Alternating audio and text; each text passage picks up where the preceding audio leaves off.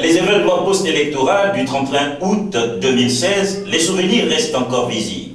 La tristesse et bien d'autres mots minent encore le peuple gabonais qui se rappelle toujours du sombre et lugubre nuage bondé d'hommes en cagoule ayant infiltré le QG du président Jean Ping dans l'optique supposée de nous protéger. Contre qui?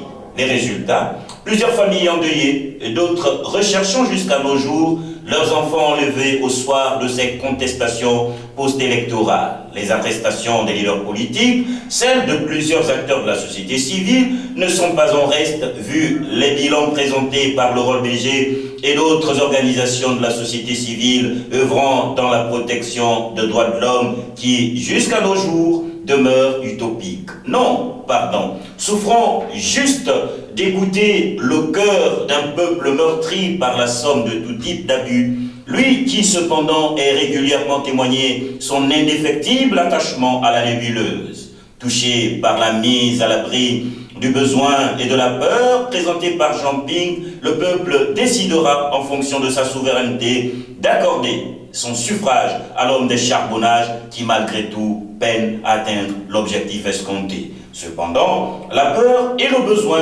continuent de sévir de plus belle le peuple gabonais, surtout Landa. Malgré les revendications et toute autre interpellation lancée par appel à agir, le Rôle BG par le 12-12-15 et autres organisations internationales, la précarité, la peur, l'insécurité sévissent encore. Le processus électoral au Gabon sera-t-il toujours entaché d'irrégularité? Le concept de la nouvelle République sera-t-il possible au Gabon? Avant tout, il faudra d'abord avoir des institutions fortes au lieu des hommes forts.